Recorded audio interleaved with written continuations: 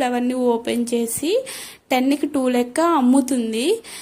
అక్కడే ఉన్న ఇంకో వేరే సేమ్ ఏజ్ ముస్లింని నేను చూశాను. తను అందరినీ భిక్షం అడుగుతుంది. అడగడం తప్పు కాదండి, అది మన మెంటాలిటీ బట్టే ఉంటుంది.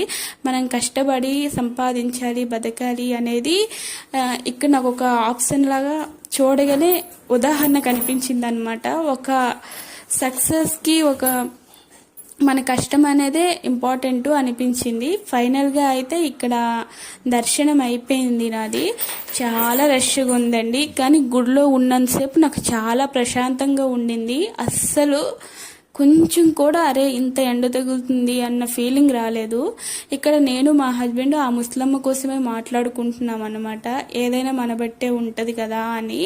ఆ ముస్లావిడ ఫ్లవర్స్ ఇలా తీసుకెళ్ళి అమ్ముకుంటూ వచ్చేటప్పుడు ఆవిడ ఫేస్లో ఆనందం చూస్తే నాకు భలే అనిపించింది. ఏదన్నా కష్టపడితే దాని ఫలితం వచ్చినప్పుడు అద్భుతంగా ఉంటుంది. చూడండి ఇప్పుడు ఆ ముస్లావిడ వస్తారు, ఎంత